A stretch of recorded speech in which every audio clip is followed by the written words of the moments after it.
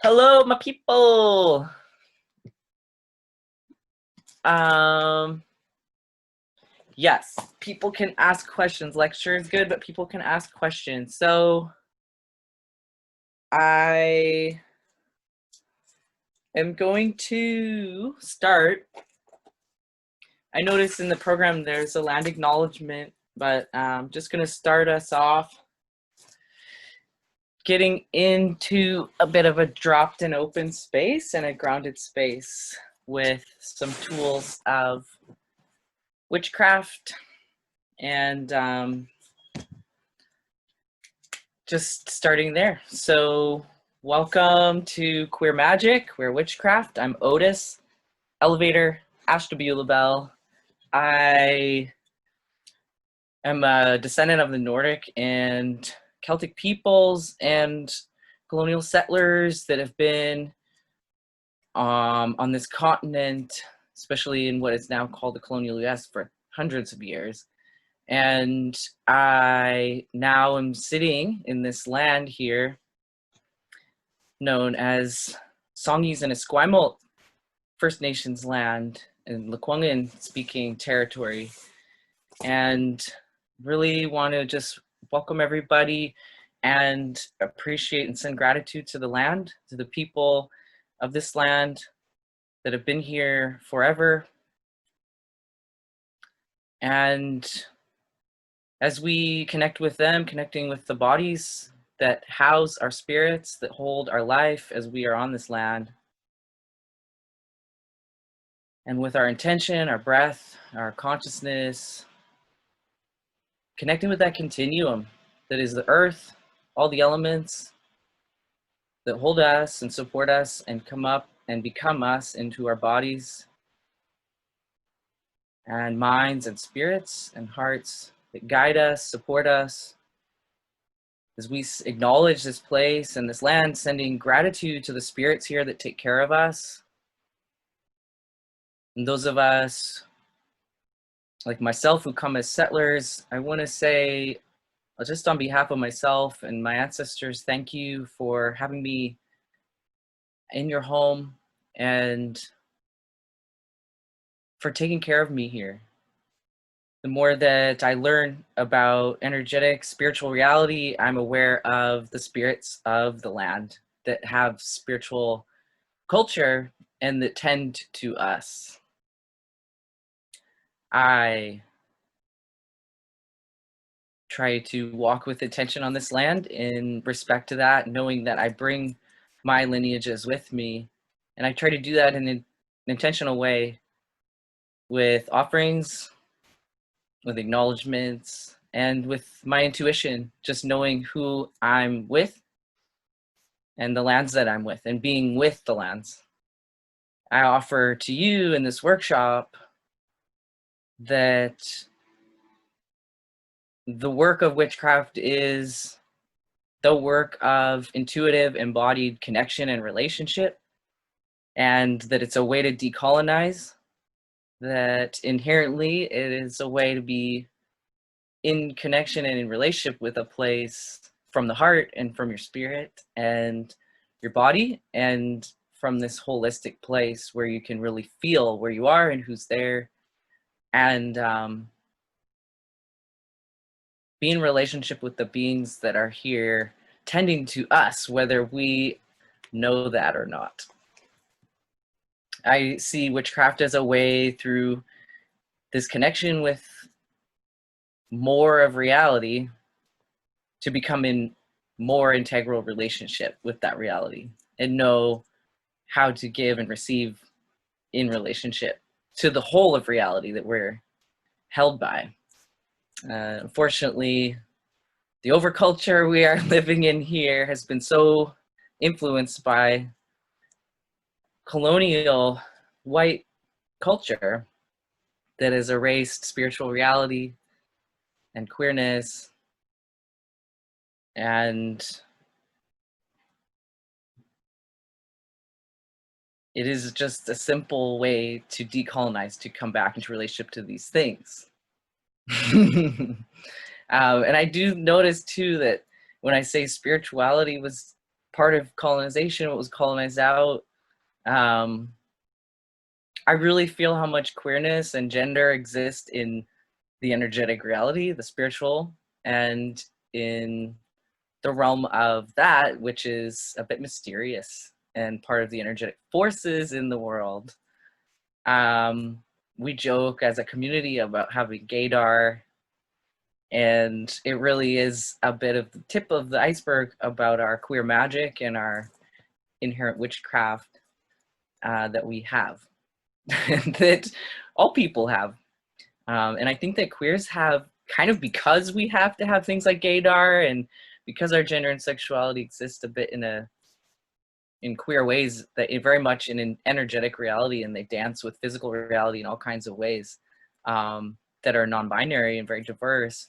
I think that that in itself is pretty magical, and it helps us actually fine-tune our intuition and actually sets us up to have a deep relationship with energetic reality.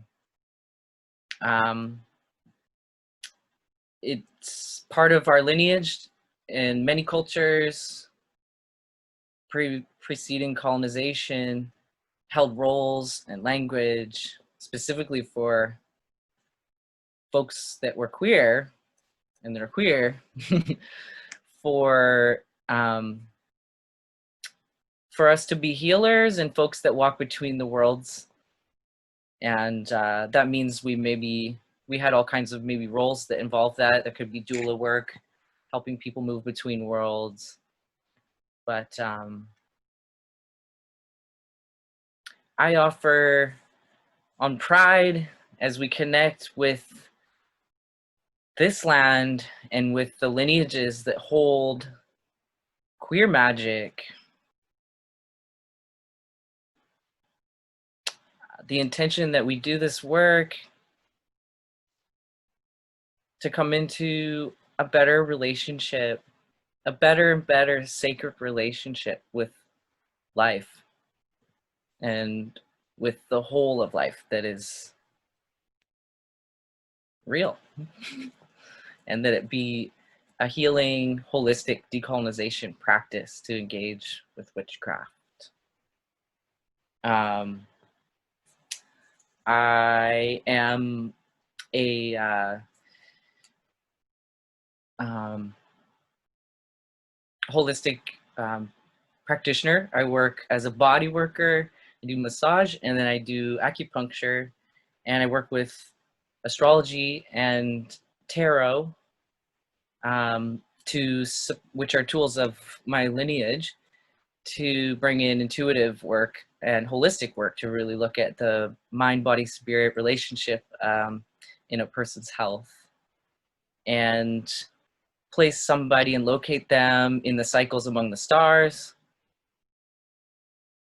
and all the aspects and all the bodies, including the mental, emotional body and the spiritual body that we exist on. And I've named a little bit of my lineage coming from Nordic and Celtic European and settler colonial culture, hundreds of years of that, and I deeply have felt that in my life. And what I want to say is that more that I have followed the path of healing, that it's brought me to witchcraft. And I came here out of a need to live with integrity with all that fed me. So I was doing farming and gardening, and became really interested in how some of the plants in the gardens and farms and in the wilderness were healers for us. And as a queer person, I deal with and have dealt with, like many, a lot of mental illness and pain and dysphoria and things in my body, anxiety, depression. And I recognize now that I was drawn to the earth to heal that. I was drawn to do something in relationship with nature to heal that. And the more I walked down that path, the more I found that these lost lineages were speaking through my path and my calling. Lineages of people who have worked with plants, who've worked with bee medicine, who've worked with herbal medicine, and who simply have sat out in nature with the living world and felt into the spirit and the sentient nature and the consciousness of that world. I became more and more animist, which is basically, as an animist, you just recognize the world as alive and conscious, and that there is a sentience and a spiritual life and consciousness inside of plants, animals, rocks, elements.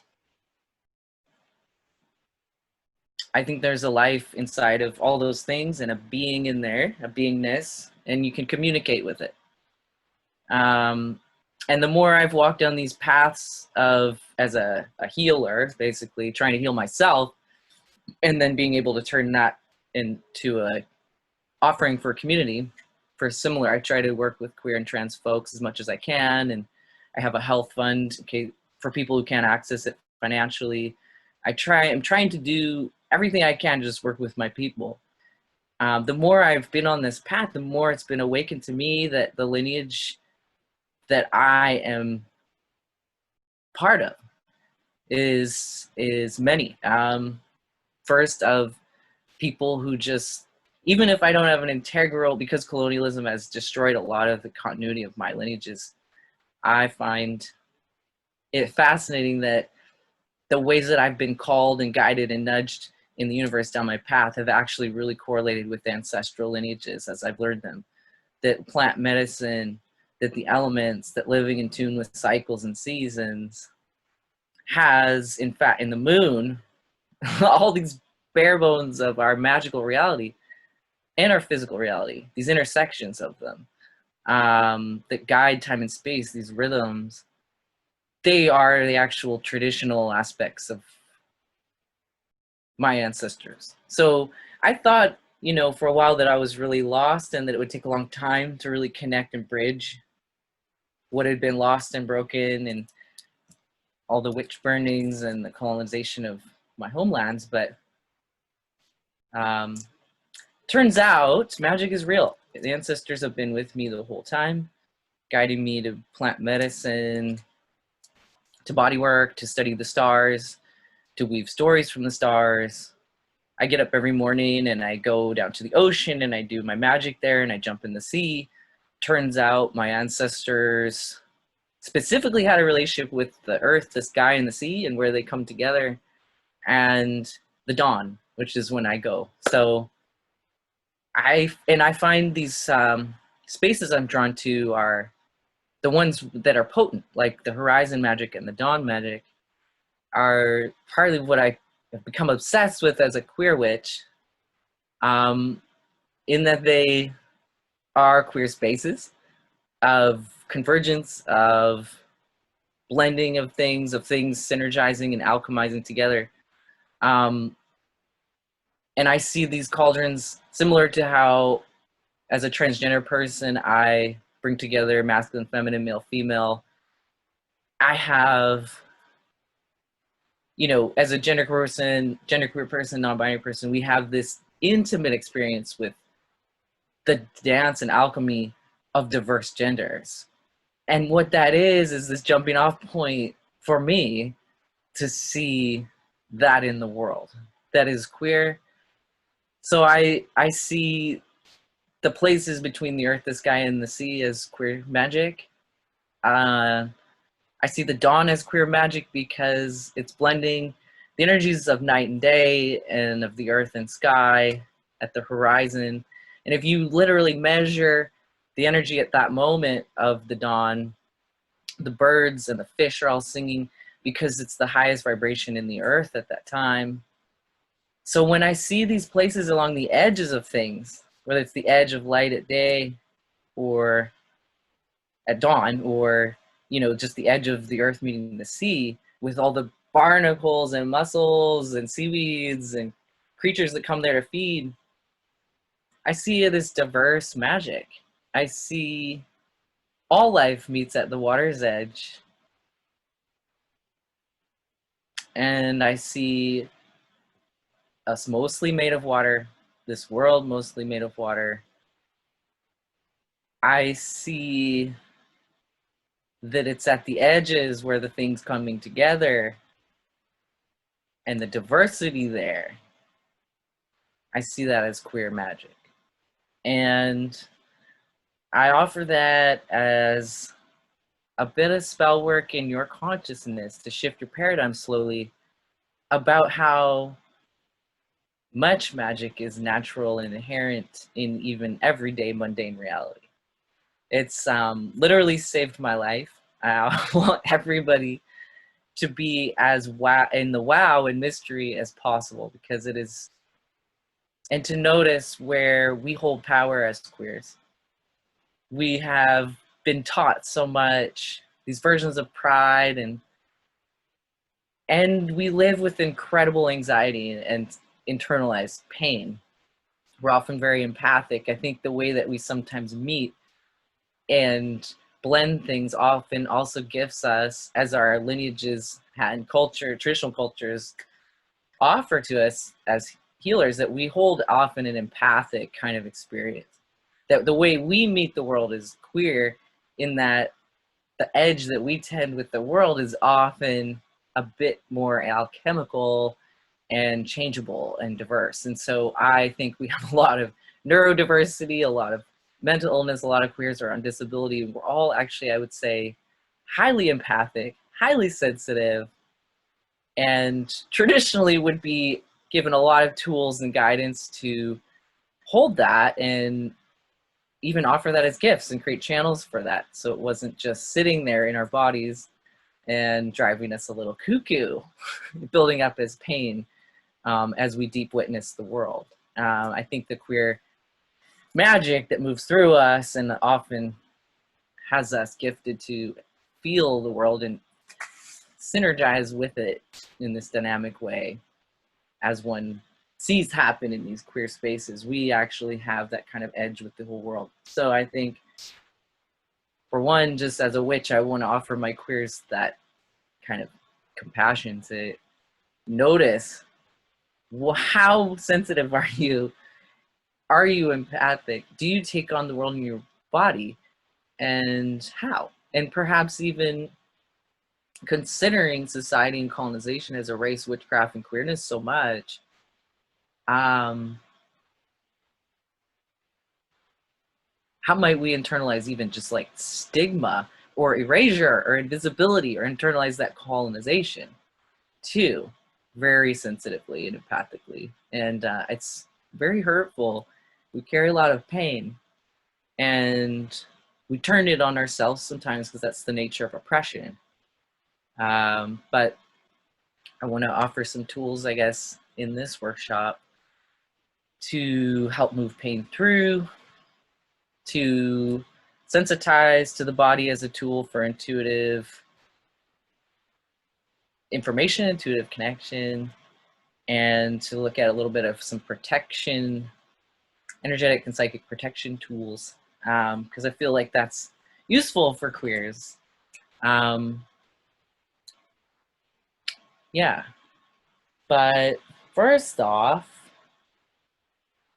I want to see if anyone wants to say anything about their relationship to witchcraft, or a specific thing that they are really hoping will be included in this topic, or if anyone has a question or feedback at this point. I'll just open the floor for that potential. Anybody want to say anything? Introduce yourself. Say what queer magic means to you. Just feel free to unmic yourself and pop in. I'm curious about the questions. If no one hops on, I'm just gonna throw out there. Feel free to hop in and interrupt. But I just want to ask my queer people, what's witchcraft? What is magic? What is magic about queerness?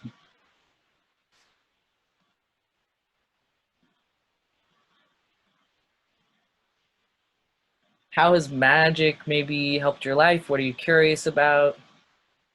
Is there any hesitation that comes up in your body around this subject when I say the word witch or witchcraft? Does it feel uncomfortable? I'm from Washington. I'm from Duwamish territory and Nisqually territory. And traditional folks there have been impacted by colonization and actually taken a not a fond word. They don't like the word witchcraft. Usually witch. The witches are actually folks that are not doing great spiritual work in the community. And I don't know how much that's internalized colonization or just a language thing, but witch has been a word that's been reclaimed by folks of European ancestry to mean basically those who move and change energy with will, and just following basic premise that form follows energy, and that with our intention we have a co-creative relationship with our reality. And that's basically what witchcraft is. So it's a very broad subject. A lot of people are very interested in the fad of it. It's very sensationalized. It's made into some movies and TV shows. And I think a lot of people associate it with sacrifices, and there's just a lot of historical persecution of witches that feeds into the lore around them that we still experience. I've been asked that, and I was at an activist demonstration with like art and puppets, and people say, "Oh, what group is this?" And I said, "I'm from Witches of East Van. We're called Woven." And they looked at me and they said, "Oh, like you mean you make sacrifices?" And I just looked at them and said, "No, we practice traditional earth-based spirituality, and we apply that to activism. We're part of a reclaiming tradition of witchcraft."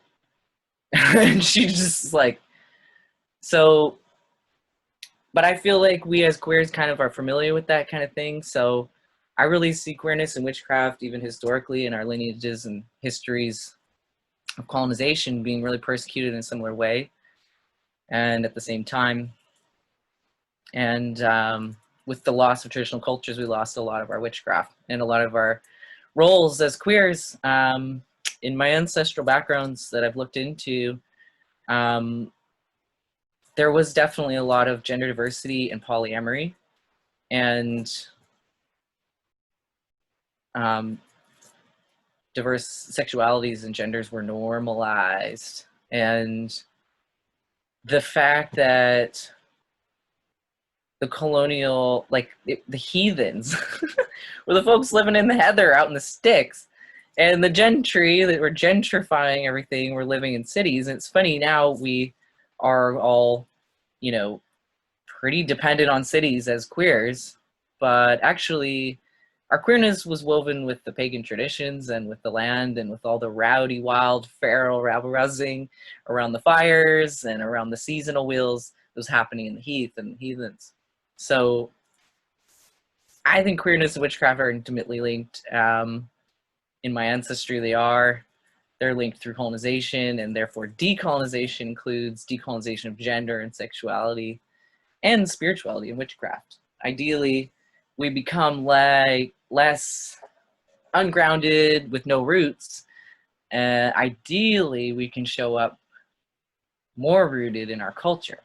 And culture is like the same word you apply for like a fermentation in a sauerkraut or a sourdough. Like the more we're alive, the healthier we are. So we have to really kind of come back to culture in order to show up and have good politics and not just perpetuate racism and gender violence. And I think as queers, we have an intimate relationship with this work. And I'd like to just offer that to us on Pride, in memory of Stonewall and all of the radical activists that come in our lineage and just share that in the tradition, the reclaiming magic tradition that has been happening for the last 40 years, I think, came out of the activist movements. Some of my lineages are with reclaiming traditions, and I'll just offer that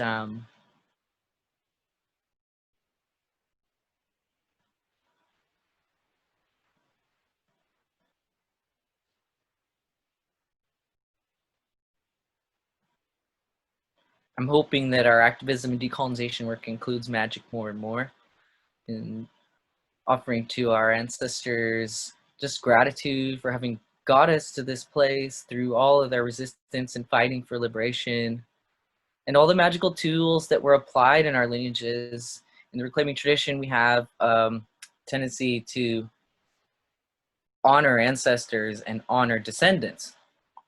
And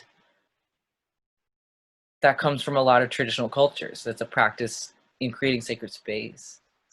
And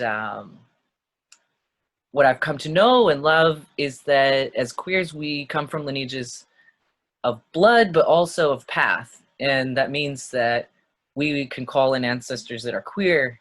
We can call in ancestors of any path. I always call in the ancestors of my lineages of those that walk with the plants, that heal, the body workers and plant people, and people who weave stories from the stars, all the astrologers, people who weave stories from the cards, which are linked with the stories from the stars, the tarot readers. I am lucky to have had those things in my life. My sister's a professional tarot reader. She's 10 years older than I, and I've had tarot in my life since I was a teenager. Came out as a teenager and did activism as a teenager in Duwamish territory, which is now known as Seattle. And I have to say, I think magic the whole time was there, tugging at my sleeve, helping me with my anxiety, helping me read my environment. And as you know, I was part of the WTO, shutting down the city and different activisms there, starting really early and organizing conferences for queers and for ending misogyny and stuff like that. And I think there's just these ways where we can draw on our lineages, and that they guide us. The ones that are at the fringes of even our queer communities, they guide us. And it's always the edgy places that we maybe find the most transformational healing, and queer people bring that to the world. We can't help it. Everywhere we go, we bring that. And we bring that medicine. It's literally medicine. The diversity of the edges that we tend. The fact that we are living like the horizon. Every environment we walk in, we bring that diversity. We bring that buzzing magic. It kind of, because it's been so misunderstood and mislabeled for us, it drives us to a painful place inside of ourselves. It becomes our anxiety. It's so misunderstood, it doesn't even get the tools or understanding or acknowledgement and respect. It becomes something that eats away or attacks us.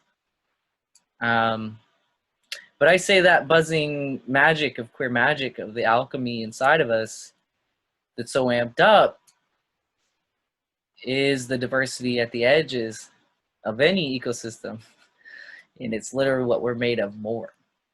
And I want to hold it up and just offer so much gratitude to our queer ancestors, the ancestors of the path of queerness and magic that go way back, and literally forever. And it's, I don't think, even something that is, as we understand it in this binary colonial gender kind of limited paradigm that we have in the overculture now here where we live. I think queerness and queer magic, like, are inherent in where the dawn and the night and day meet. They're also inherent in where gender meets. And literally, they're inherent in like where opposites come together, where like things alchemize and come into relationship, these strange biodiverse edges. They're not just for like gay people and like people who are extremely both and trans, like I experience life. Both genders and more, very non-binary, beyond the binary, both and. But I think queer magic is something deeply woven into just general spirituality and that everybody has access to. A lot of traditional cultures, as I've studied health and medicines, acknowledge that everyone has a relationship with both genders as an energy and an elemental makeup of the energetic reality. And literally in Chinese medicine, which I studied, they go to an extreme when they say everyone even has a uterus. It's just whether it's physical or spiritual, right? Or a prostate. They think that both people have both. Both people have both genders. Both people have both uterus and prostate. It's just in the energetic form. Either it's this body or this, or in this body. Some people it's in the energetic body. Some people it's in the physical body. I think that's fascinating. In astrology from Europe, there's the acknowledgement of genders in the whole spectrum of astrology and all the energy coming through the cosmos through the elements. So the elements that are more water are more like feminine, and the elements that are more fire, more masculine. Air is more masculine, but not quite as much as fire, and earth is more feminine, but not quite as much as water. So there's a spectrum even in astrology of gender. If you look at your astrology chart like that, you will actually come up with like a pie chart or some kind of lasagna thing of gender. And I think that's fascinating. And it's actually just, if you think about us being both and something more and all the alchemies of these sort of elemental energies in us that have these sort of genders that nuance our gender, it's just more like a diverse ecosystem. We have this problem with language where we're like, I am a man. I am transgender. And it's like, are you? Are we?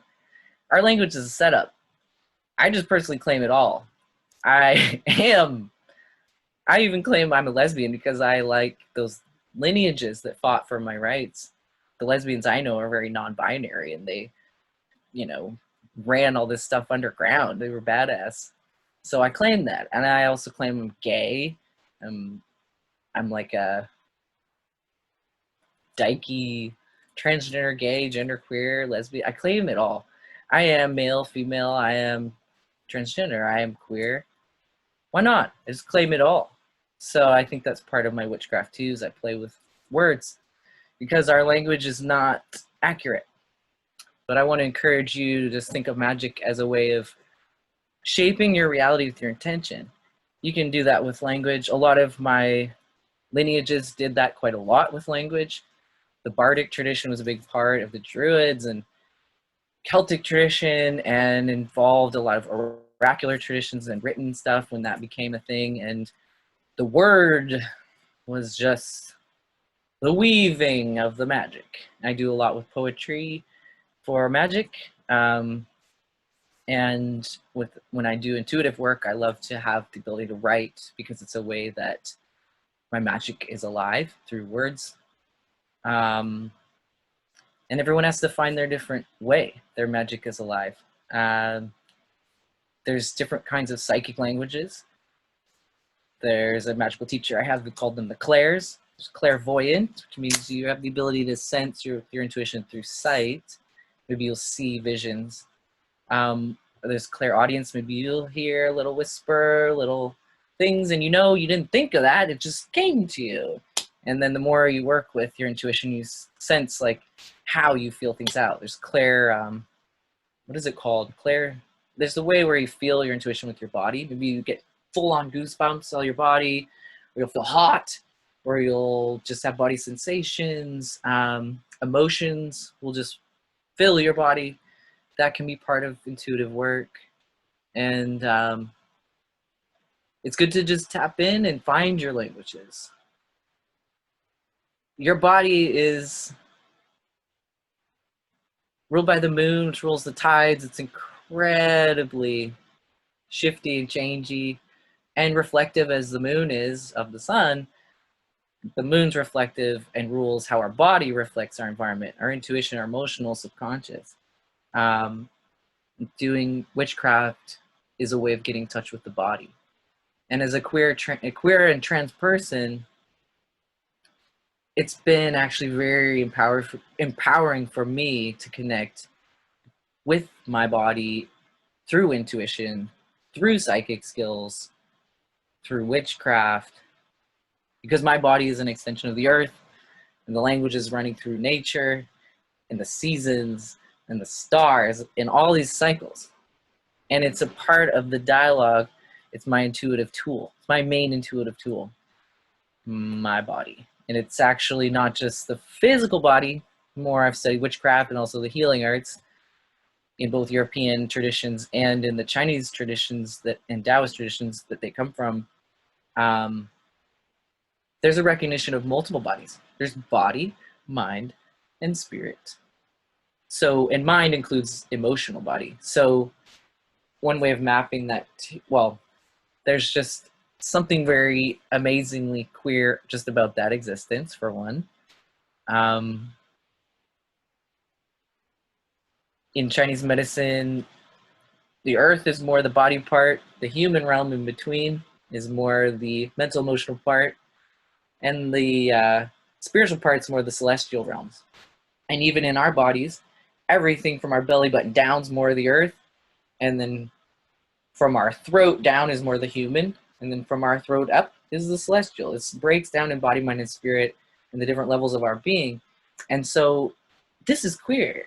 And I don't think that, you know, people who are like gay or genderqueer or transgender are the only people that have queer experiences with these realities. But I think that because we have a lot going on with our gender and sexuality that's invisible, that's in energetic reality, I think we have kind of an amazing jump off point to this invisible world. And it's incredibly empowering for us as queers to connect to it. Especially with somebody with so much anxiety, somebody who grew up as a tomboy and came out as a dyke when I was 14, and then started using pronouns like Z and here, and then he, and not taking hormones, just going by that, changing my name to a male name, even though people were reading me female and stuff. All these years, and now, like, all my transgenderness, my queerness was erased and invisible a lot of the time. And you couldn't really tell, you have to use gaydar to know if you're safe or who you can connect with, who is crushable and is crushing on you. You have to use your psychic skills and intuition so much because the culture's erased us. Literally, you know, the language we ask for, call me they, right? I prefer like they or he pronouns. But it's like an acknowledgement of the invisible. So I think as queers, we have this sense of the invisible reality, the energetic reality. And I think all people really are more queer than they've really been like opened up to or thought about. I think if it was normalized to think about it, and if more diversity was normalized, I think we'd see a lot more queerness. Because, and I think that traditionally too, it was queer folks like us who were the way showers a bit, because we've got a jump off point. It's kind of built into this more extreme situation of this edge place we live, and this combining place, this alchemy place, and this place that feels the energetic reality. So I would say that we have a way we can guide people into relationship with that, because we have to use that all the time. It's just part of us. And even in our culture now that's just erased queerness so much and erased spirituality so much, we just have a jump off point, because we have to use so much intuitive psychic skills to even exist and to feel ourselves and to find each other and to navigate reality. So yeah, those are some things that magic means to me and how queerness and magic relate. Some stuff about lineages. I Drink water. Anybody want to say anything or jump in? Please do.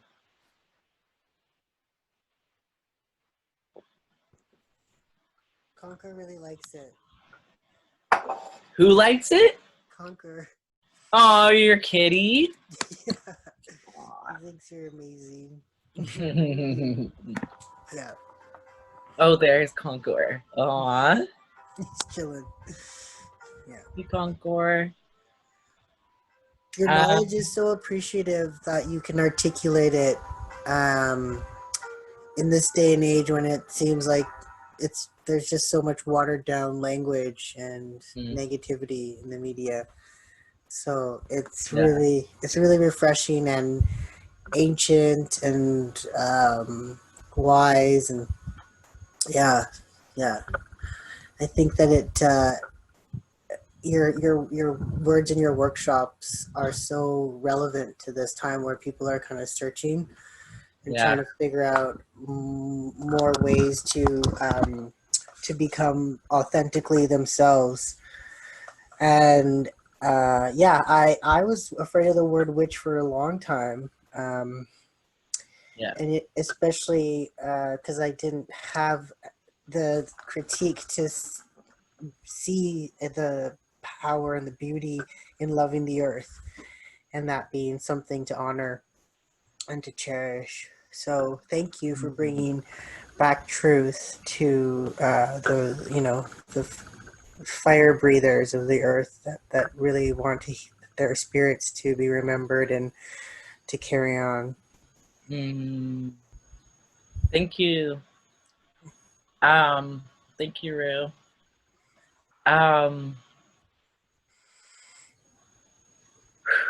You're good, brother. I feel goosebumps right now. And I feel that when the spirits that are around me, that working with me, it's my ancestors and guides, it's the spirits of nature that are here, I call the Fae, which is a very queer word. The Fae comes from more Celtic traditions and the fairy, and it's the realm of the visible guides and spirits that sometimes come in and tickle us and encourage us. It's a way we might feel their presence. So I was feeling that right now as Rue was speaking. And just feeling this sense of like how much we are involved with things that are magical and spiritual, that our lineages were. Like our ancestors, for one, our queer ancestors, they come, I think, and nudge us and tickle us and support us. But the Fae, too, they come and do that. And so when we feel moved, I'm still feeling so much Fae. They're just loving the connection, because it's like when we dance, like Rue is a musician and DJ. And when we make music and we dance, especially as queers, that's been some of the biggest parts of my witchcraft and healing, is just dancing at queer dance parties. And people are like, oh, why don't you go to like, the Sunday morning hippie dance and, do like Sweat Your Prayers and stuff. I'm like, that's fine. I try it. But no, honestly, I want to go to the queer spaces because I come alive. Like, they're magic. That's when magic for me comes alive, and I feel my ancestors so strong. Like, think of how many people survived through dance, through movement, and our lineages were alive, and we're channeling the queer spirit basically through our bodies that way. And I say it's prayer. I'd say when we're, I think queerness is kind of just a big part of what I find as a cornerstone of my spirituality. So I'm just like dancing with the queer spirit. Probably as life goes on, I'm going to get weirder and weirder. I'm going to do more workshops about witchcraft because I do think it's more relevant. I think it's part of coming at decolonization work from a holistic place that's actually able to really look into these questions of who are you? Where are you from? Where do you live? And being able to be in your body and claim a whole self. And colonization erased spirituality and queerness. So these are things to bring back and to bring back together in unison. And we're taught, we suffer so much, and we suffer from the stigma and oppression that's real, that affects us in real ways. But I also think we're incredibly gifted because of the things I've mentioned. And I would love for people to live in that place of relationship to the power, because we can really kind of reclaim this orientation to life that no matter what it throws at us, we know who we are, and we're connected and resourced in this way that's so whole. And what we struggle with as queers can then become the doorway to our resilience and to finding and reclaiming a whole experience as a human. I think we have an extraordinary gift and jump start at that as queers. And we have a lot of tools, like we have the best dance parties, which I think is some of the best places to do dance magic, and drag magic. Yeah. But I want to talk a little, does anybody else want to say anything about queerness or magic or what? I mean, definitely, you know, I like to give space to like, is there any hesitation or somebody getting a repulsion or a resistance to the word witch, because we live with so much colonial impact. It's still really persecuted, and misunderstood. Even the stuff on TV that's really popular, it's like really violent. And it perpetuates a lot of the myths that pagans and witches just are violent and use their stuff for evil, and then it's all about sacrifices. It's like really silly. It's actually really harmful. I can't watch it. Witchcraft is just so life-affirming and powerful and revolutionary that, I don't know. I'm like curious. I'll watch some of it and then I'll be like, oh shit, this stuff sucks. So yeah, I mean, I'm glad that it's becoming a fad because it just means people are curious, as Rue said, and it is something being called for to become more and more part of what's real for us. And so I guess that this, I have,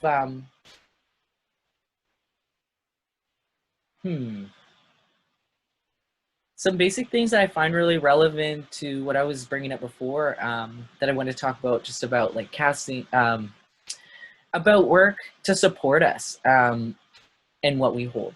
And things that come to mind for me that have been really useful are, for one, just the animism and the relationship with nature. That's huge. Being able to listen and know that the world's alive and live with its cycles, live with the cycles of the moon and the stars and the seasons and the rhythms of nature is really incredibly powerful, I think. It gives us a lot of resilience and protection and resources us when the human world totally fails us and harms us, which it does. So we can take our pain to the earth, to the water. We can cleanse. I cleanse in salt water almost every day. I love it. So all these things are just our tools. They're right there. They're free. And there's the elements, the directions. They're in a lot of cultures. Again, if you look at European astrology and tarot, they're definitely part of those traditions. And of course, in Chinese medicine and Taoism too. And in the traditional traditions of this continent and this land, they're part of those too. And the elements are part of us, and they're a common language that's spoken throughout the entire living world. So that's an incredible thing, to like connect with the currency that actually is the commonality, because that places you, it's very queer. I mean, the elements are totally queer. They make up everything. They're like male, female, but those are just like more masculine, feminine, and all of the other genders, and that are combinations of that, and also just their own. This is all part of things like the elements, and the more that we can connect with these threads, then the more we understand we're woven into this incredibly resourcing fabric. You can resource when the human world fails you and harms you through these things. And so I'll just kind of go through some things that I find really useful to connect with that in resourcing ways, such as grounding and protection, boundaries, altars, divination tools to connect the elements, like tarot and the runes,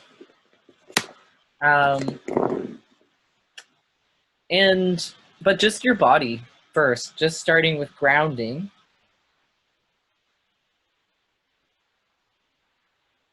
And we'll just lead us through a little practice, just introducing that concept. It's a very fundamental part of witchcraft. To ground, you just start with your breath usually, and your feet on the ground, or if you're sitting, just notice where you're being held in your body. And using your breath to guide, just sending your intention and intuition into that which is of the earth that supports you, and finding the breath. Breathing deeply into the belly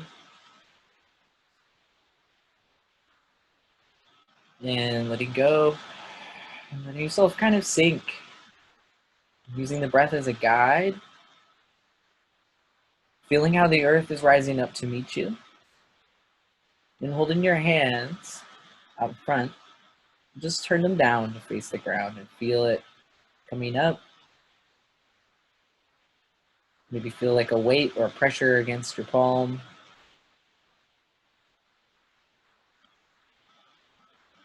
Maybe feel the earth coming to meet you, and turning your hands up. You can feel the celestial realms, the sky coming to meet you. And maybe one of these feels more strong than the other. And just stay in that guided place with the breath, held. Sometimes we call this in reclaiming spaces dropped and open. Dropping an anchor down into the earth.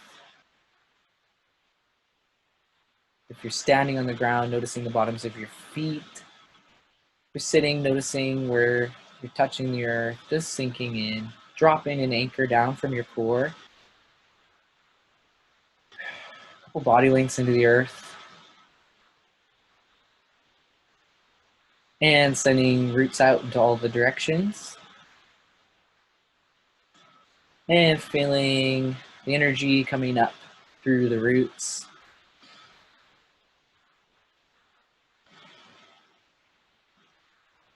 Up into your being and filling up your fields. Energy from the earth. And as you do this practice of turning the hands up and over, you might find one side has more pressure or something meeting you. For me, because I live really up in celestial realms and spiritual reality quite a lot, I always feel the earth more. Well, usually more. So I always feel a little more coming up to meet me. And that just means I need more earth. I need to ground more. And letting that earth energy come up into the fields and then turning the hands over, we're going to connect, opening up the crown, connecting, bringing the universe in to the core, vibrating, energizing the core, and spilling out into your fields around you.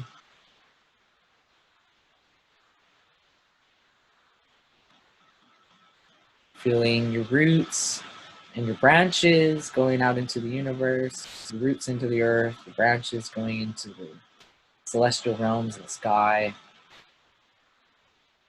And feeling how they're both giving and receiving with the earth and sky.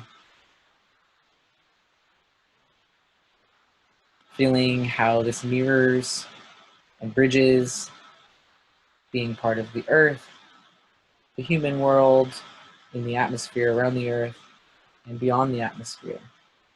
And how, as we stand in this dropped and open and hold time between the worlds, we are a micro of the macro, and we connect to the whole. We connect to whole time. We're between the worlds, we say in reclaiming, we're between the worlds, and what happens between the worlds changes the worlds. And that's like a grounding that, the way I guided it just now, you could go into some deep work doing a grounding like that. You could take more time and just really feel out your roots going through the earth and your branches going through the sky. You can also do a really simple grounding if you just need in a moment to ground. Just breathe and do the thing with your hands. And you go, oh, I need the ground. And just feel the earth. And notice the bottoms of your feet. Notice what's holding you, your breath and your body, and just be with the earth and the body. Send your acquired mind into the earth and rest, and just it's such a good, quick way to ground. And then if you need to actually, if you're really tired and you're too heavy, too much earth, turn your hands over. Oh, it's so uplifting. You can just automatically, woo, be lifted up by the sky. So that's simple. If you're, the activist witches do roots and branches. Roots down, branches up. Boom, boom. And that's for like, cops are down the block, tear gas about to come. We need to be like protected. Or maybe you're just like going in and things get a little heated and you're like, whoa, things are getting weird. Roots down, branches up. And you just imagine your fields, which go like, you know, a few feet around your body. Your protection fields. Feel them. Feel your edges. Sense them. Send energy from the earth and the celestial realms into them. Imagine the edge of them. If you're in a space that's dangerous for you, put spikes on them. Nobody will touch you. Put an invisibility shield on them. I think queers do that a lot. I have a lot. I've probably used the invisibility shield a lot because people are not safe. People are not safe. Colonial culture is not safe. It erases us. It hurts us. So no, we have to do that sometimes. Put mirrors on. Things just get reflected back. Not yours, not yours. Bouncy, bouncy. You can put clouds. If you're at a safe place, you can make your fields clouds. You can make them water. You can make them, I like to make them webs of light that filter in exactly what needs to come in and leaves out what doesn't. That's what I like to put out. And I like to set that intention. You can work with intention, with word crafting, with the intention of your fields and shields. So this is grounding and shield magic. Boundaries. As an herbalist, if you really struggle with boundaries, you might want to check out Yarrow. You can take drop dose of the tincture. You can take the tea. A good way that I think to take energetic plant medicine is through flower essences. And Yarrow flower essence is classic for shield and protection of your psychic emotional energy. If you are always taking in everything, which a lot of queers do, check out Yarrow. If you do this shield work and you're still having a hard time, just work with Yarrow. It's so good. That's spelled Y-A-R-R-O-W. It's a really good plant. It grows here. It's been naturalized here, meaning colonial settlers brought it. And it's not an invasive, but it's very common. And it's great medicine for a lot of things. But yeah, this one. I encourage people to take, well, anyways, I'll just leave that there.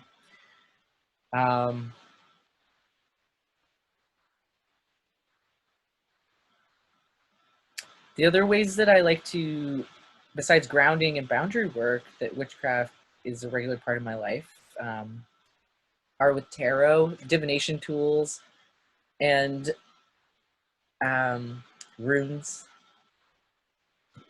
I like divination tools because they're a way to talk directly with guides and to have a sense of resourcing and support. The couple decks that I have are queer, or made by queers. This one, the Next World Tarot, I highly recommend. This one, you can get it on Amazon, but actually don't do that because you can actually buy it directly from this person. She's like this awesome Latina dyke from Oakland, and I'm sorry, I don't know the indigenous folks from that place, but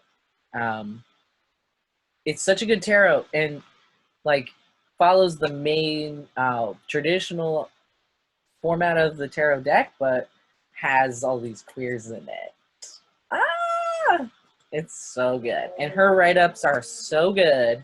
This is just basically about just like creating the next world with queer magic. And I like to pull cards from them every day, so I don't feel like I'm alone. And so I'm like with my people and we're like building a whole way of being and thinking.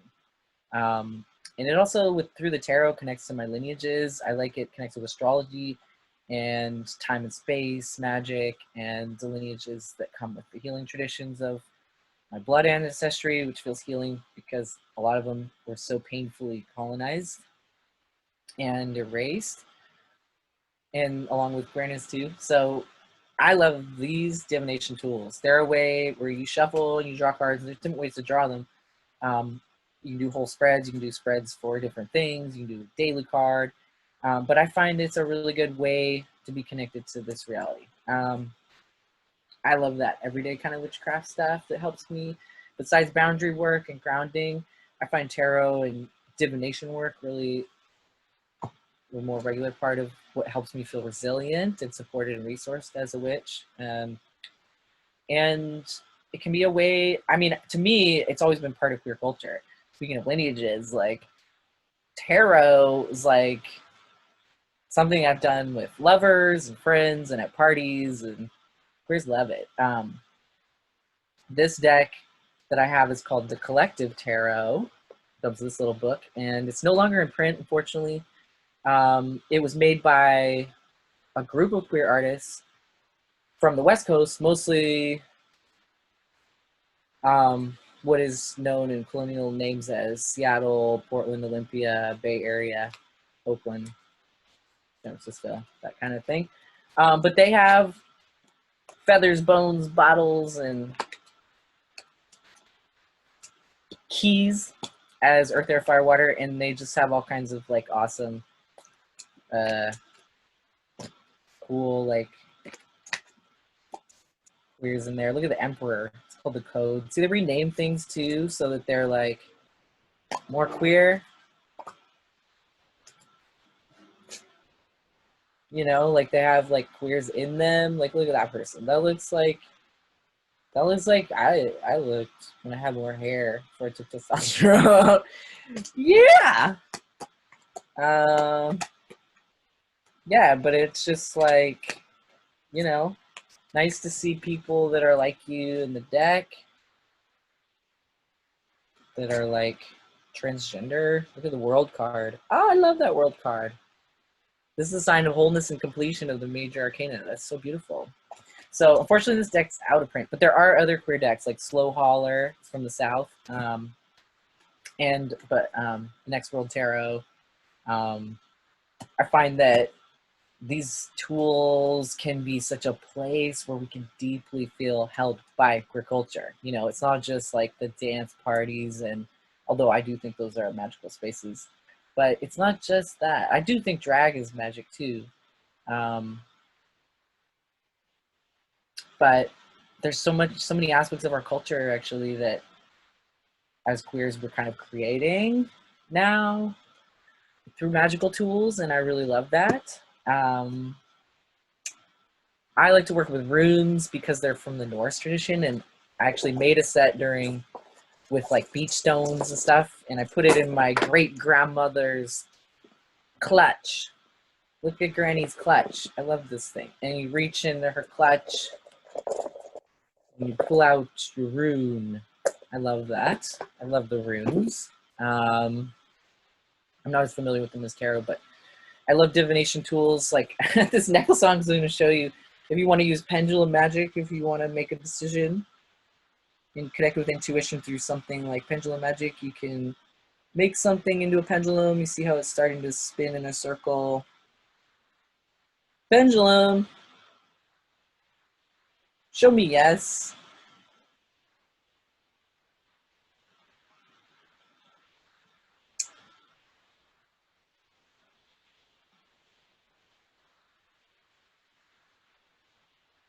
So it's starting to spin in a counterclockwise direction for yes.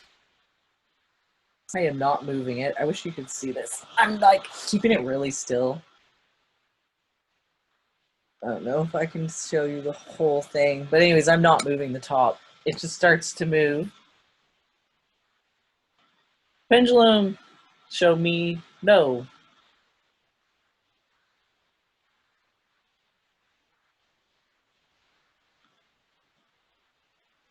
Now it's going clockwise for no.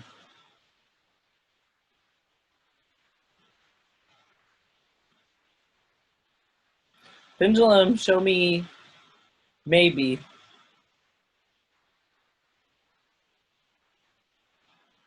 That's usually what maybe is. I didn't shake it. It's weird. I love it. I'm holding the tip of this really still and it just moves. So yeah, maybe's kind of like me. And I had a witchy teacher tell me our solar plexus is another place we can ask yes, no, maybe. Because our heart is like where we ask all the diversity of nuance questions. Our solar plexus right here, you could ask yes, no. And if you get a maybe here, that's a no. So that's useful as queers. We got to connect with these kind of little clear answers because we're super diverse and we live in our hearts and we're like really overwhelmed and empathic. So yeah, if you want a yes, no, especially as a non-binary person, if somebody asks me a binary question, oh, do you want to go to the lake or like, would you like to take a nap? I'm like, can we do both? Do you want like pizza or like salad? I'm like, can we do both? Like, it's always both for me. Usually it's both anyways, but I'm just saying, if you need a really clear answer, like yes, no, I have a hard time sometimes as a queer person, as a both person, to clear. So my solar plexus, where you go for that, it's yes or no. And if you get maybe, that's a no. So that's useful. And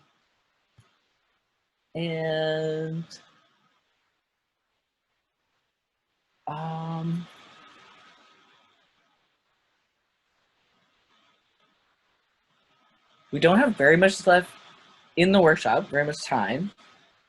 So as we're wrapping up, does anybody want to say anything? I didn't leave that much time, but does anybody want to say anything? I would like to say something. Please. Hello. At the beginning of your lecture, I wasn't sure if I was going to like it, but I ended up really liking it, so thank you. You're welcome. Somebody's clapping. Okay, good. I would love to do more like workshop-y things because this is just like scratching the surface. Like there's so much psychic skills and intuitive work we could do support our wellness, right? And it's really beautiful. So anyways, thank you. One other thing I mentioned in terms of a regular everyday magic tool that supports queerness and surviving reality is cleansing. I cleanse in salt water. I come from actually lineages that healed by jumping in salt water. A lot of them lived on coastlines. And it turns out that's a big draw for me. And I just jumped in cold water and I was like, oh, my lineages did that too. And it's where I reset my nervous system, cleanse in salt water. But, and thank you, this person who just said they like my wall. This is my road metal collection. I'm like totally a biker dyke, like hardcore OG. And I find like a crow, I'll find like shiny things on the road. I find things that have been squished and hardened, like us queers, very pretty. I think we just become cooler. Things that are kind of polished by wear and weather. And I have a big devotion to the moon and to Venus. So as you can see, I've got all my roses up and my moon and stuff. I think art and these like items anchor us in magic and queerness. I think they're really important for people who have a hard time being embodied and being in this realm that's so oppressive to us and alienating. Yeah, we do a lot with the moon and with Venus and re-embodying through magic and through art and through drag and through creative expression and dance as a way to find our wholeness and express. These are all magic. But another magical tool that's every day that I really find, besides all that, is other kinds of cleansing things. Like I have a herb patch out by my house where I grow mugwort, and I personally like the coastal mugwort that's native to here. It's the most aromatic, beautiful, silvery mugwort, and I just like brush it over my body. And if I have a little leaf of it, I will like burn it and smudge myself off. Traditionally, salt water is used. Rosemary is very cleansing. I like to burn lavender too, dried lavender. That's a really nice cleansing smudging. It's very good for when you have a lot of stuff in your head. Lavender's great for just clear up all this.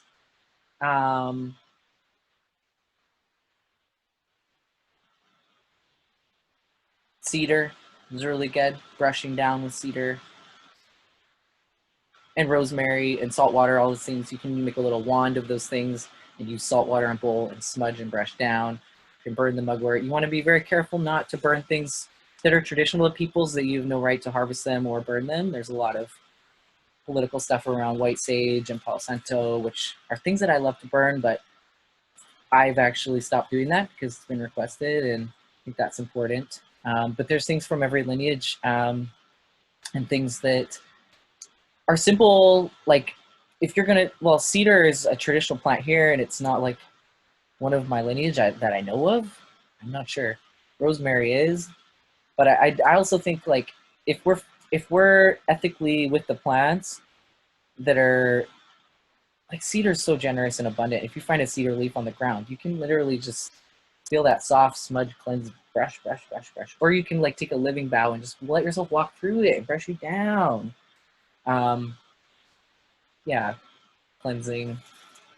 So yeah, protection, cleansing, grounding, rituals, altars, setting up your energetic fields and boundaries. Using altars as a way to ground you in magical reality and pray is like a good thing. I'll just throw that out there. Yeah, and I would love to do more workshops and stuff. So, yeah, because I find like when I get invited, this is the second time that Youth Pride has invited me to do something. It's just like, oh my gosh, there's so much to say. Plus, we didn't even do magic. So I'm going to be trying to figure out ways to like bring that into community. You can find me, I'll write in the chat, otisbell.com is my website for my practice.